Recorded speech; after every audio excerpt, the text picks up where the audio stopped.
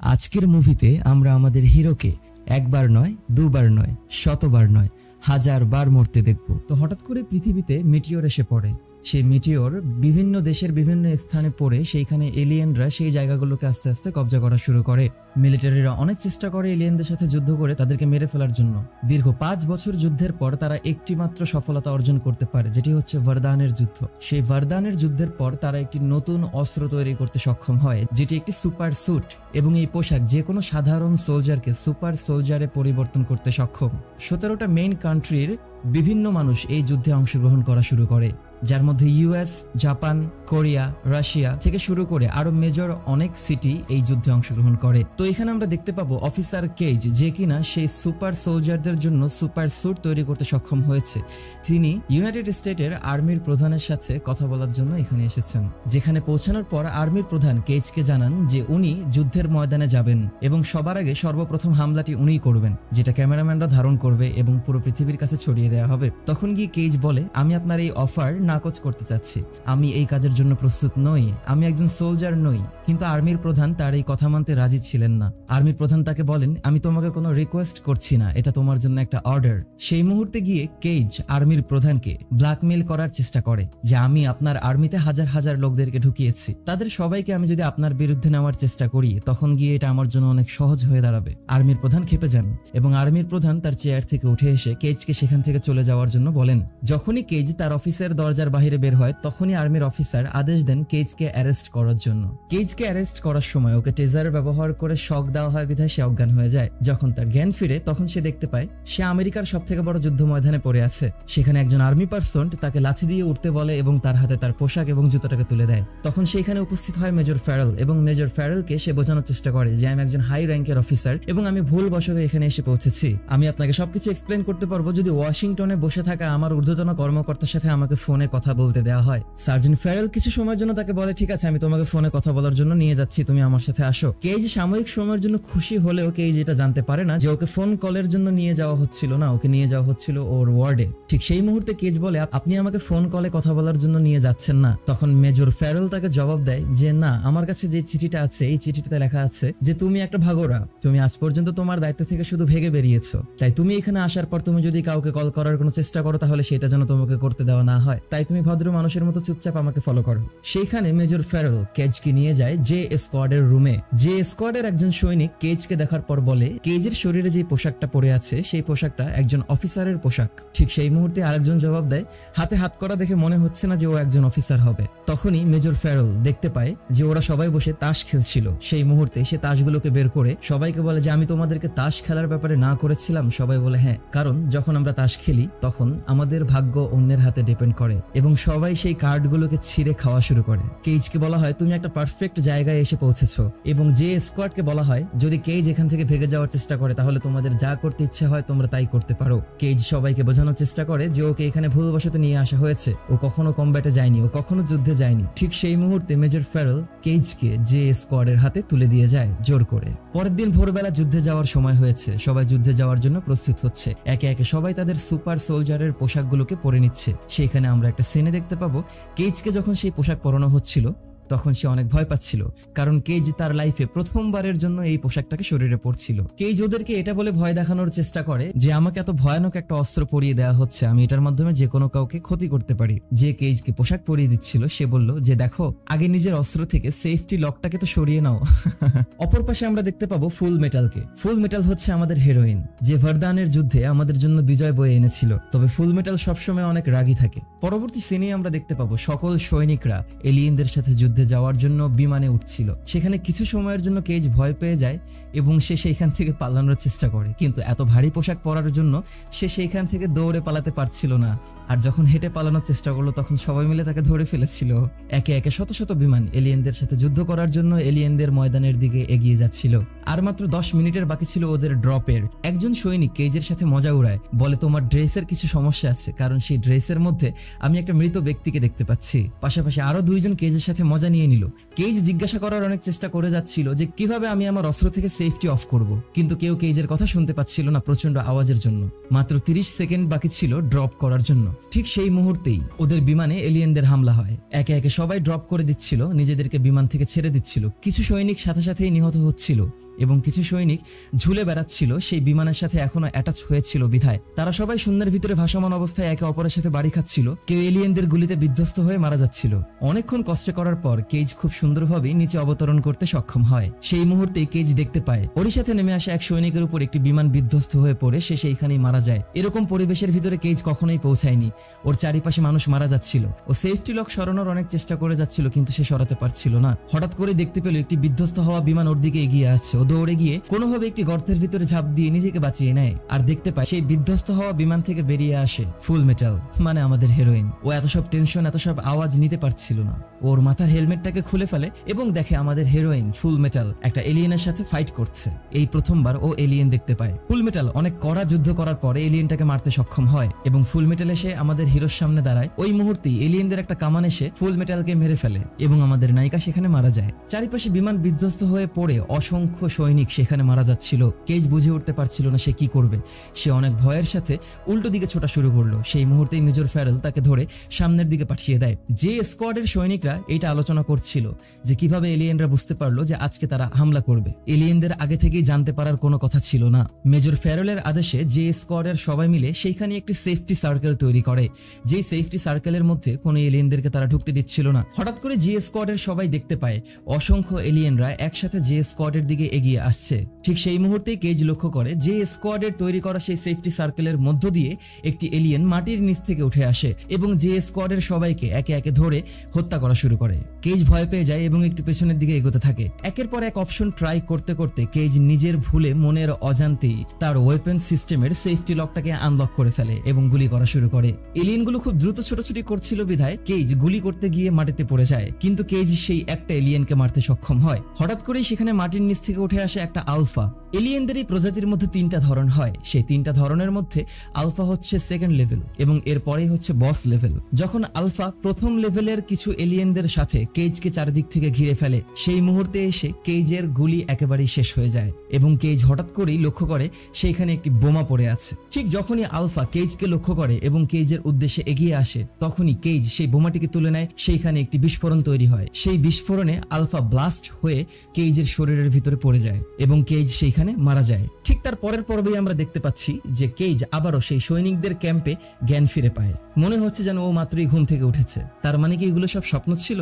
না, ও সত্যি সত্যি মারা গিয়েছে। কিন্তু কিভাবে ও আবারও বেঁচে উঠলো সেটাই আমরা পরবর্তীতে জানতে পারবো। ও সেম ঘটনাগুলোই ওর সামনে ঘটতে দেখতে পায় যেগুলো ওর সাথে আগেই ঘটেছে। মেজর ফ্যারেল আবারও ওর সামনে আসে, নিজের পরিচয় করায়। ও চারিপাশে তাকিয়ে দেখে সবকিছু ঠিক একই ভাবে ঘটছে যেভাবে আগেও ঘটেছে। ও বুঝে উঠতে পারে না যে কি হচ্ছে। ও সবাইকে জিজ্ঞাসা করে এটা কোন দিন। তখনই গিয়ে মেজর ফ্যারেল বলে এটা তোমার জন্য জাজমেন্ট ডে।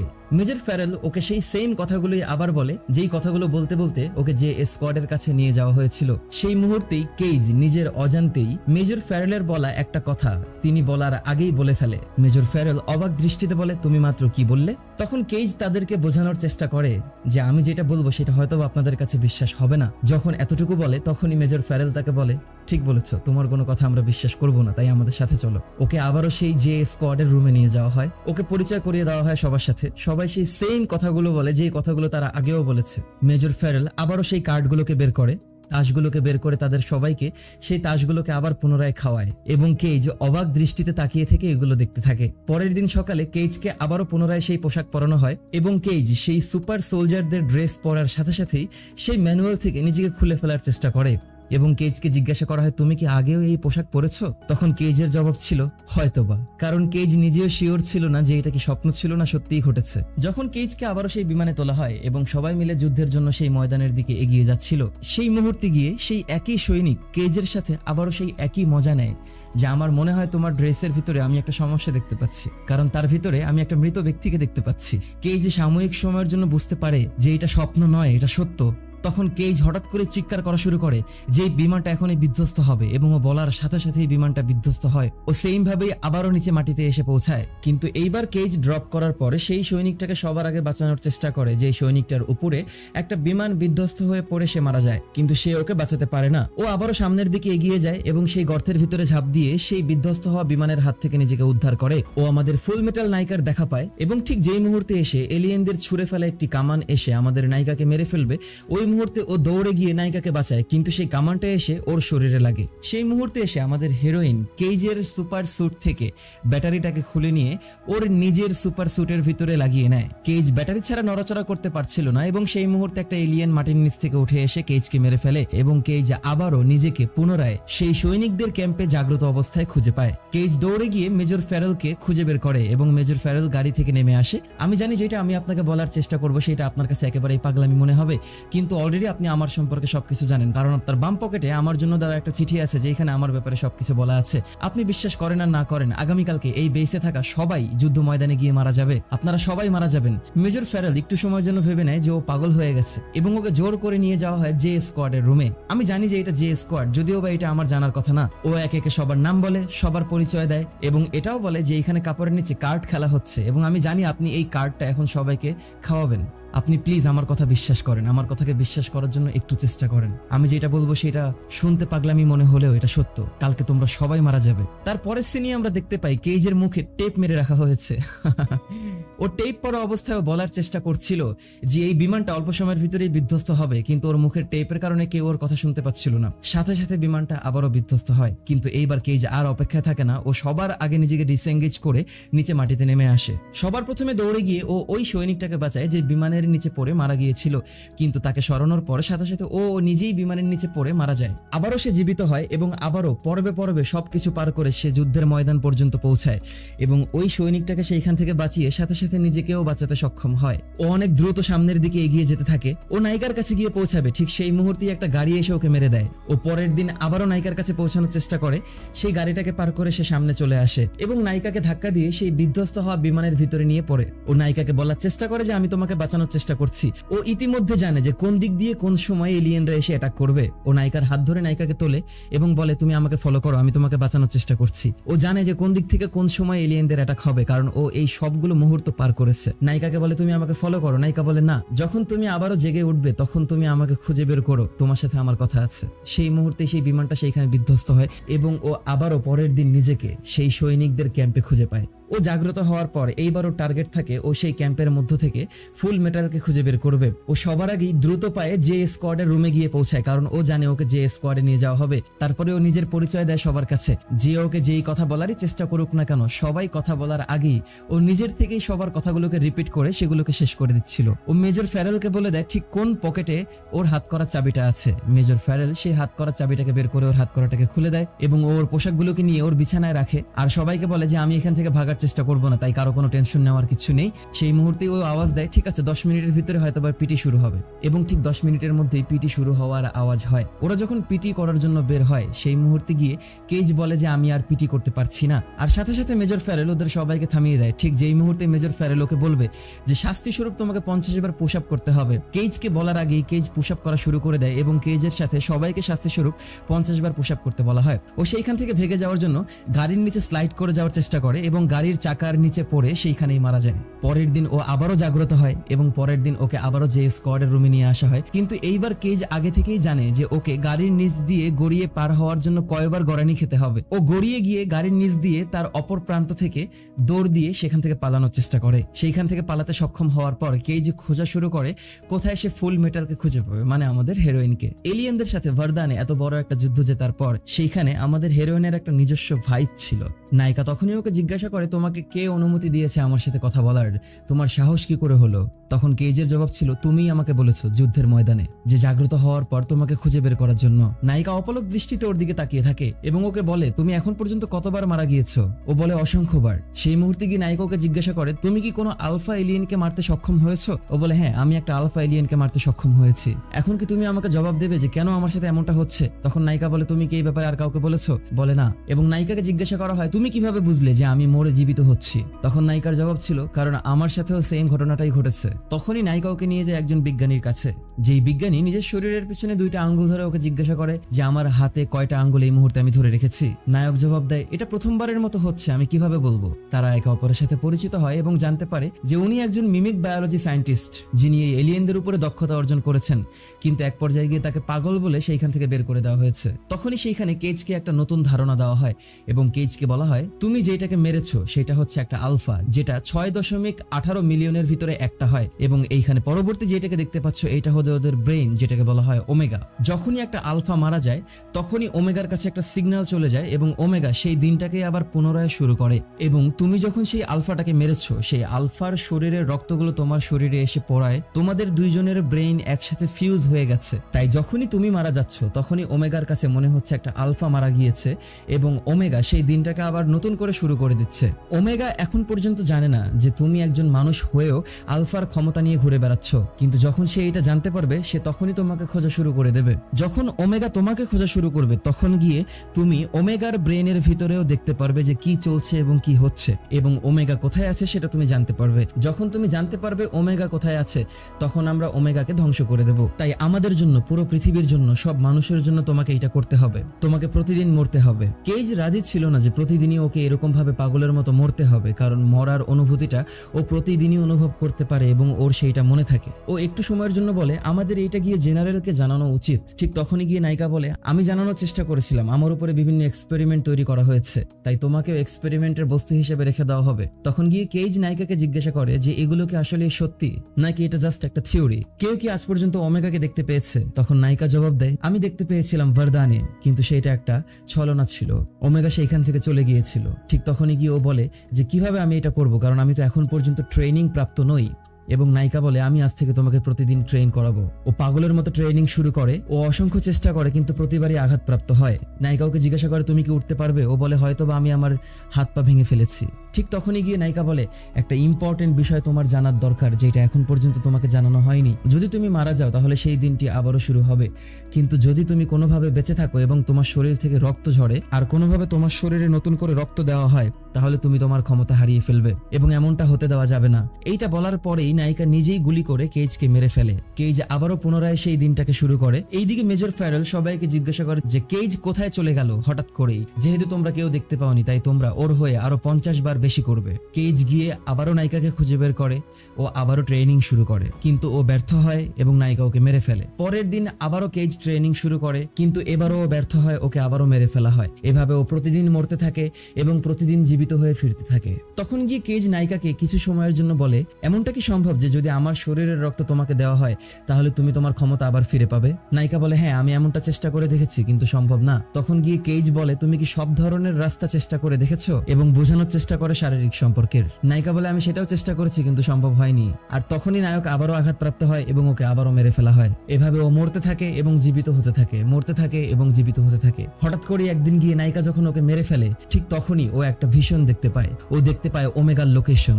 ও দেখতে পায় বরফের ভিতরে একটা ড্যাম, যে ড্যামের ভিতরে জার্মানিতে নাম লেখা, এবং সেইখানে ওমেগাকে দেখতে পায়। পরের দিন জাগ্রত হওয়ার পর ও সরাসরি গিয়ে নায়িকাকে নিয়ে হাজির হয় সেই বিজ্ঞানীর কাছে। সেই মিমিক সায়েন্টিস্টকে কেজ বলে, তুমি তোমার পিছনে অলরেডি 2টা আঙ্গুল ধরে রেখেছো এবং আমাদের ভিতরে এই কথাবার্তা অলরেডি হয়েছে, তাই এইসব ফাজলামি বাদ দিয়ে আসো আমরা মেইন কাজে চলে যাই।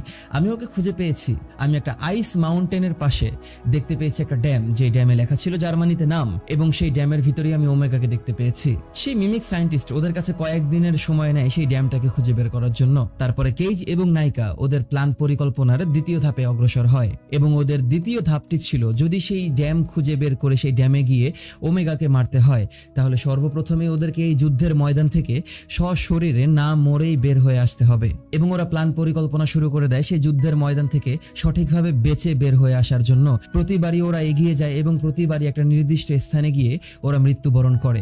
10%, 20%, 30% করে ওরা একটু একটু করে এগোতে থাকে। প্রতিদিন মরার পর ফিরে এসে ও নায়িকাকে মুখস্থ করাতে থাকে যে কোন পর্যন্ত যাওয়ার পর কোন দিক থেকে এনিমির অ্যাটাক হবে, কিন্তু প্রতিবারই ওরা ব্যর্থ হয়। ও প্রতিদিন চোখের সামনে নায়িকাকে মরতে দেখার পর ও মানসিকভাবে ভেঙে পড়ে। যদিও বা সেইটা নায়িকার মনে থাকে না, কিন্তু ওর ঠিকই মনে থাকে। ও নায়িকার প্রতি আস্তে আস্তে দুর্বল হয়ে আসে। এরকম ভাবে ও যখন একদিন নায়িকার সাথে প্ল্যান পরিকল্পনা শেষ করে বের হয়ে আসছিল, ঠিক তখনই যে স্কোয়াডের 2 জন সৈনিক ওর পিছনে পিছনে ওকে ফলো করতে করতে ফিরে আসে ওকে মারার জন্য। কেননা ওর কারণে ওদেরকে 50 বারের জন্য এক্সট্রা শাস্তি দেওয়া হয়েছে। কেজ বলে আজকে কি আমরা এগুলো না করলে পারি না? ওরা যখন মানতে রাজি ছিল না, সেই মুহূর্তে কেজ বলে আমি চোখ বন্ধ করে বলতে পারবো তুমি আমাকে কখন কোন দিক থেকে মারবে। ও চোখ বন্ধ করে ওকে মারে এবং আরেকজন ভয় পেয়ে যায় এবং চুপ হয়ে যায়। পরের দিন যখন সবাই যুদ্ধের জন্য রওনা দেবে, ঠিক সেই মুহূর্তে কেজ সেইখান থেকে বের হয়ে আসে একটা মোটরসাইকেল নিয়ে। ততদিনে কেজ অসংখ্যবার চেষ্টা করেছে সেইখান থেকে কিভাবে বের হওয়া যায় এবং সেইখান থেকে বের হয়ে আসার সঠিক মাধ্যমটাকে কেজ খুঁজে পেয়েছে। কেজ বের হয়ে এসে একটা বারে এসে বসে। সেই বারে কিছু মানুষ আলোচনা করছিল আমরা অবশ্যই এলিয়েনদের সাথে জিততে পারবো, এবং নায়ক সেই মুহূর্তে গিয়ে বলে যে না, আমরা কখনোই জিততে পারবো না। আমি সেই যুদ্ধের ময়দানে গিয়েছি, বহুবার গিয়েছি, তোমাদেরকে বললে তোমরা বিশ্বাস করবে না, কিন্তু ওদের সাথে এই যুদ্ধ জেতা সম্ভব না। আমরা যত চেষ্টাই করি না কেন আমরা মারা যাব। সেই মুহূর্তেই বারের ভিতরে বিদ্যুৎ চলে যায় এবং চারিদিকে মানুষের চিৎকার চেঁচামেচি শুনতে পাওয়া যায়। কেজ তখনই দৌড়ে এসে একটা ব্রিজের উপরে দাঁড়ায় এবং দেখতে পায় এলিয়েনরা লন্ডনে অ্যাটাক করে সব মানুষদেরকে মেরে ফেলছে। ঠিক তখনই একটা এলিয়েন কেজকে আক্রমণ করে এবং সে আবারও দিনটাকে নতুন করে শুরু করে। এখন আর কেজ ভেগে যেতে চায় না। এখন কেজ জানে যে ও যদি ভেগে যায় তারপরেও ফলাফলটা সেই একই হবে, এলিয়েনরা পুরো পৃথিবীকে ধ্বংস করে দেবে। ততদিনে কেজ তার ফাইটিং স্কিলের উপরে পারফেক্ট কম্বিনেশন তৈরি করেছে। অপরদিকে ডাক্তার সেই ড্যামটাকে খুঁজে পেয়েছে। যখন বলে যে আমি সেই জার্মান ড্যামটাকে খুঁজে পেয়েছি, তখন নায়ক বলে তুমি আগেও খুঁজে পেয়েছো, এটা একমাত্র সময় নয় যখন আমরা এই কথাবার্তা বলছি। আমরা আগেও ড্যাম খুঁজে পেয়েছি, আমরা অনেকবার সেই ড্যামে পৌঁছানোর চেষ্টা করেছি, কিন্তু প্রতিবারই আমরা ব্যর্থ হয়েছি। পরের সিনেই আমরা দেখতে পাবো আমাদের নায়িকা কেজকে ভরসা দিচ্ছে যে হ্যাঁ আমরা এটা করতে পারবো, তুমি পারবে, তোমাকে দ্বারা সম্ভব। ওরা আবারও যুদ্ধের ময়দানে ফিরে যায় এবং প্রতিদিন যুদ্ধ করে একটু একটু করে সামনে আগানোর চেষ্টা করে। এইবার কেজ একেবারে পারফেক্ট ওয়েতে যুদ্ধ করছিল। ও যে স্কোয়াডের সাথে সাথে আমাদের মেজরকেও বাঁচায়। সবাই অপলক দৃষ্টিতে ওর দিকে তাকিয়ে থাকে যে এটা কি সেই কেজ যাকে একটা ভাগরা বলা হয়েছে, কিন্তু ও আসলে এত পারফেক্ট ফাইট করে। কেজ এবং ফুল মেটাল সেইখান থেকে বের হয়ে আসতে সক্ষম হয়। ওরা একটা মাঠে গিয়ে পৌঁছায় এবং নায়িকাকে বলে আমরা এর আগেও এখানে পৌঁছেছি, এখানকার সবগুলো গাড়ি আমরা ট্রাই করেছি, শুধুমাত্র ওই মিনি পিকআপ ভ্যানটা আমরা ট্রাই করিনি। নায়িকাকে বলা হয় মিনি ভ্যানটাকে নিয়ে সামনের দিকে অগ্রসর হওয়ার জন্য, এবং ততক্ষণে নায়ক একটা আওয়াজের সৃষ্টি করে এলিয়েনদেরকে অন্যদিকে ড্র করে নেবে। নায়িকা সেই মিনি ভ্যানে গিয়ে পৌঁছায়। যখন নায়ক বুঝতে পারে চারিদিক থেকে এলিয়েন ছুটে আসছে, ঠিক সেই মুহূর্তেই নায়িকা মিনি ভ্যানটাকে চালু করে ওরা সামনের দিকে অগ্রসর হয় এবং সেইখান থেকে পালিয়ে যেতে সক্ষম হয়। ওরা কিছু দূর অগ্রসর হওয়ার পরেই সেই মিনি ভ্যানের পেছনের অংশ থেকে একটা এলিয়েন বের হয়ে আসে এবং নায়ক গুলি করে সেই এলিয়েনটাকে সেইখানেই মেরে ফেলে। ওরা গাড়ি নিয়ে সামনে অগ্রসর হতে থাকে। ও নায়িকাকে জিজ্ঞাসা করে যে তুমি তেমন একটা কথা বলো না। নায়িকা বলে আমি তেমন একটা কথা বলতে পছন্দ করি না। তখন নায়ক গিয়ে এমন কিছু কথা নায়িকাকে বলে যেগুলো নায়িকা ওকে কখনোই বলেনি। নায়ক বলে ছোটবেলায় তোমার ভাই হারিয়ে গিয়েছিল এবং তুমি ওকে খুঁজে পেয়েছিলে, আমি জানি তোমার বাবার নাম কি, আমি জানি তোমার মায়ের নাম কি। তখন গিয়ে নায়ক বলে যে তুমি আমাকে আরো একটা নাম বলেছো, যেই নামটা ছিল হেনরিক্স, এবং এই নামটা ছিল নায়িকার এক্স বয়ফ্রেন্ডের। নায়িকা বলে আর কখনো এই নামটা তুমি আমাকে বলবে না। নায়ক বলে কেন, তুমি ওকে ভালোবাসো? তখন গিয়ে নায়িকা বলে বাসতাম, কিন্তু ও এখন আর বেঁচে নেই, ও মারা গেছে। আমি ওকে 300 বারেরও বেশি আমার চোখের সামনে মরতে দেখেছি, তাই দয়া করে কখনোই ওর নামটি আর বলো না। নায়ক নায়িকার গাড়ির তেল শেষ হয়ে যায়। ওরা একটি জমিনের ভিতর দিয়ে হাঁটা শুরু করে এবং সেই মুহূর্তে গিয়ে ওদের সুপার ড্রেসের চার্জও শেষ হয়ে যায়। ওরা ওদের সুপার ড্রেসটাকে ছেড়ে দিয়ে শুধু বন্দুকটাকে হাতে নিয়ে একটা বাড়ির উদ্দেশ্যে লক্ষ্য করে রওনা হয়। সেই বাড়ির গ্যারেজে পৌঁছানোর পর ওইখানে ছোট একটি হেলিকপ্টার খুঁজে পায়, কিন্তু সেইটার চাবিটাকে খুঁজে পায় না।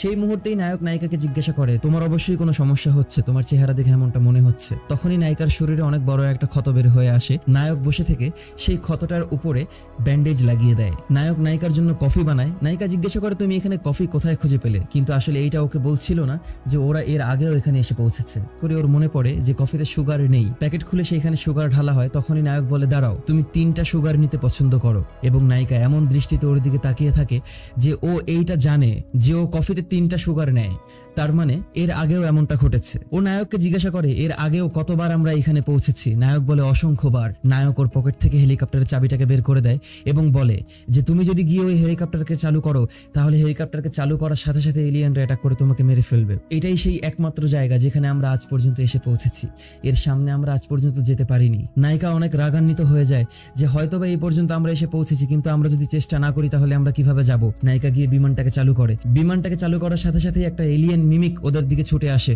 নায়ক দৌড়ে গিয়ে ওর গানটাকে নেয় এবং এলিয়েনটাকে গুলি করা শুরু করে।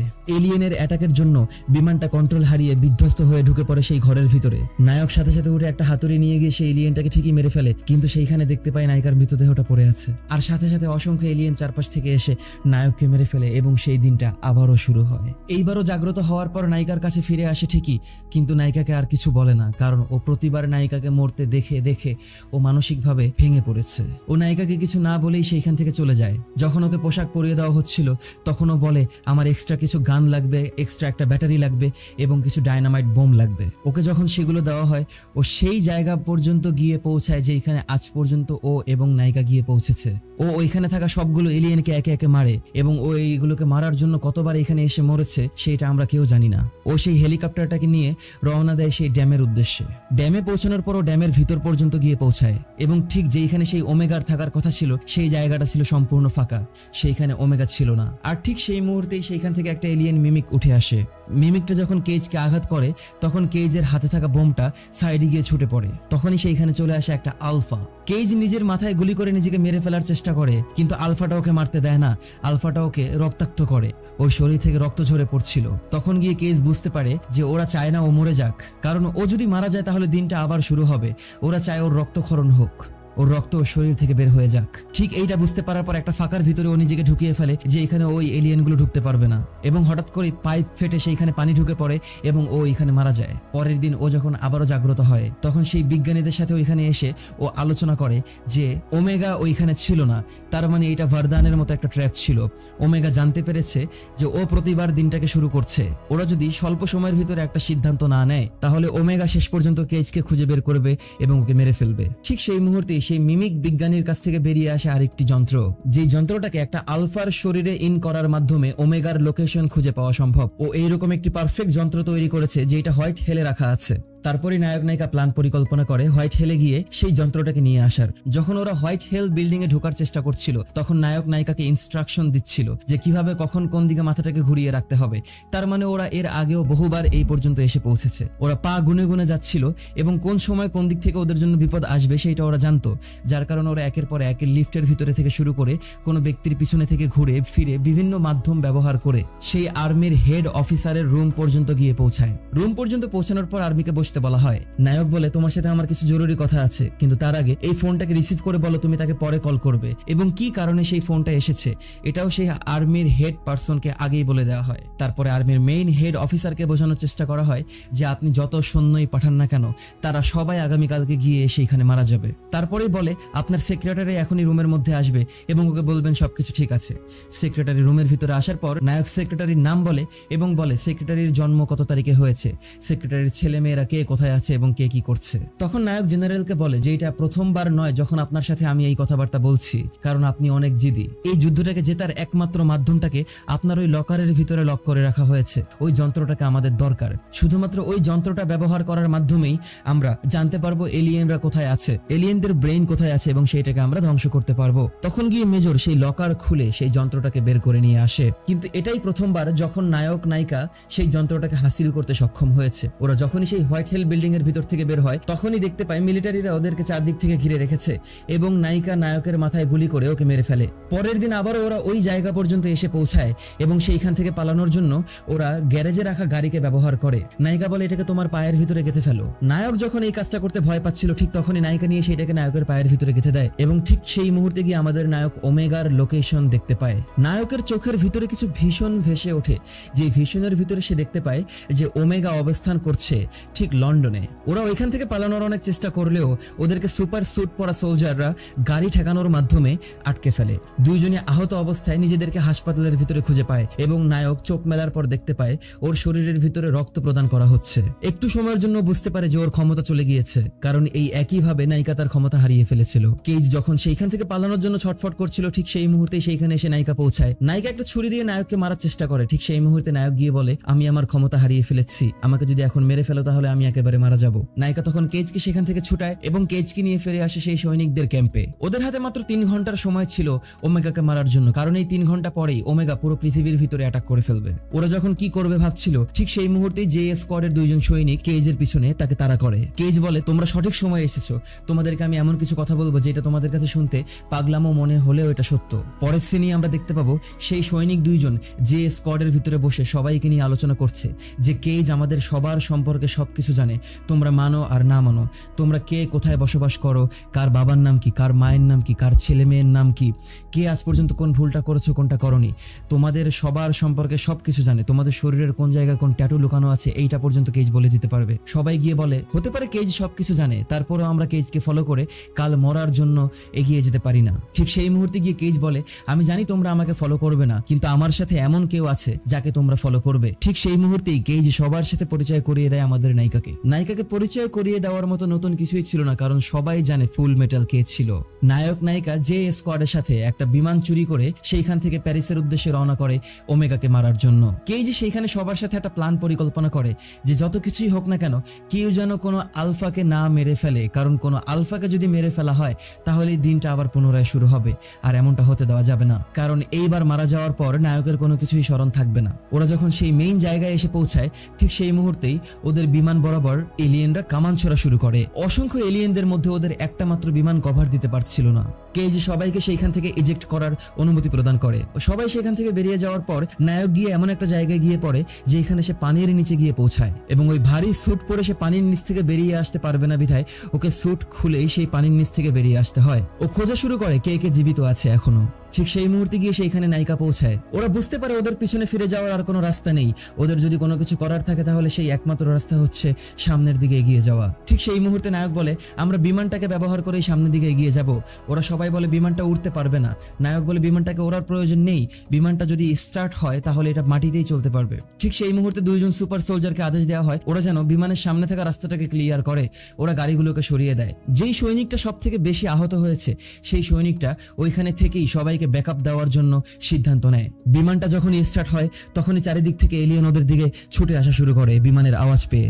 যেই 2 জন সৈনিক পিছনে রয়ে গেছে নিজ ইচ্ছায় তারা একে একে এলিয়েনগুলোকে মারা শুরু করে। সেই সৈনিক 2 জনকে মেরে এলিয়েনগুলো বিমানের দিকে এগিয়ে আসছিল। একে একে বিমানে থাকা সবাইকে এলিয়েনগুলো মেরে ফেলে। শুধুমাত্র আমাদের নায়ক এবং নায়িকা বেঁচে থাকে। নায়ক বিমানের সাইডে ঝুলন্ত অবস্থায় এলিয়েনদের দিকে গুলি বর্ষণ করতে থাকে। ওরা যখন সেই ওমেগার কাছাকাছি পৌঁছায় সেই মুহূর্তে গিয়ে সেইখানে একটি স্ট্রাকচার তৈরি করা ছিল যেটা বিমানের 2 পাশে বিধ্বস্ত করে বিমানটাকে ভেঙে ওদের 2 জনকে নিয়ে সেই গর্তের ভিতরে নিয়ে পৌঁছে দেয়। নায়ক নায়িকা 2 জনেই উঠে দাঁড়ায় এবং বলে, আমরা এর থেকেও কঠিন পরিস্থিতির মধ্য দিয়ে গিয়েছি। ওরা একে একে এলিয়েন মিমিকদের মারতে থাকে এবং সামনের দিকে এগোতে থাকে। সেই মুহূর্তে সেখানে একটা আলফা এসে পৌঁছায়, যেই আলফা ওমেগাকে প্রোটেক্ট করার জন্য সেইখানে পাহারা দিচ্ছিল। নায়িকা সেইখান থেকে দৌড়ে ছুটে পালায় যেন আলফা ওর পিছু ফলো করে ওকে। যখন আলফা নায়িকাকে ফলো করে দূরে চলে যায় ঠিক সেই মুহূর্তে নায়ক গ্রেনেড গুলোকে হাতে নিয়ে সেই গর্তের উদ্দেশ্যে রওনা দেয় যেই পানির ভিতরে ওমেগা লুকিয়ে আছে। আলফা নায়িকাকে মেরে ফেলে। সেই মুহূর্তে আলফা লক্ষ্য করে গর্তে ঝাঁপ দেওয়ার জন্য নায়ক দাঁড়িয়ে আছে সেইখানে।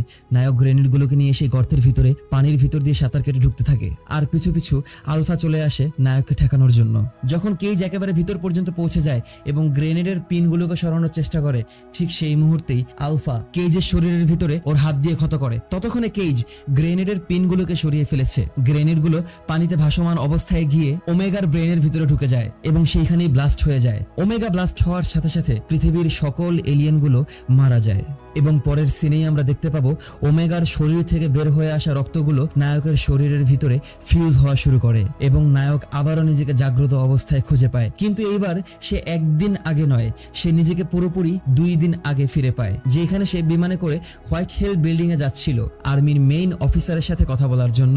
বিমান থেকে নামার সাথে সাথেই সে নিউজে দেখতে পায় যে সকল এলিয়েনরা মারা গেছে এবং এইটা হয়েছে আজকে সকালবেলায়। অটোমেটিক্যালি এলিয়েনগুলো সব মারা গেছে, কিভাবে কি হয়েছে কেউ বলতে পারে না, তবে তারা এই ভিক্টোরির জন্য অনেক খুশি ছিল এবং আনন্দিত ছিল। নায়ক এই নিউজ দেখার পর একেবারেই অবাক হয়ে যায়। ও সাথে সাথে একটি বিমানে করে চলে আসে সেই সৈনিকদের ক্যাম্পে। সেই ক্যাম্পে আসার পর ও দেখতে পায় যে স্কোয়াডের সবাই সেইখানে ব্যায়াম করছে এবং ও সেই ট্রেনিং গ্রাউন্ডে যায় যেখানে আমাদের নায়িকা ট্রেনিং করে। ও সেইখানে ফুল মেটালকে খুঁজে পায়। ও আস্তে আস্তে ওর দিকে অগ্রসর হয়ে যায়। আমাদের নায়িকা আবারও উঠে দাঁড়ায় এবং পুনরায় ওকে জিজ্ঞাসা করে, কে তুমি, কেন এখানে এসেছো? ও হেসে দেয় এবং এইখানে আমাদের মুভির সমাপ্তি ঘটে। তো ভিডিওটি যদি তোমাদের কাছে কাছে ভালো লেগে থাকে তাহলে লাইক, কমেন্ট এবং শেয়ার করে দিও। সাবস্ক্রাইব করে পাশেই থেকো। পরবর্তী ভিডিও দেখার আমন্ত্রণ জানিয়ে বিদায় নিচ্ছি আমি অনিক আলভিন। টাটা।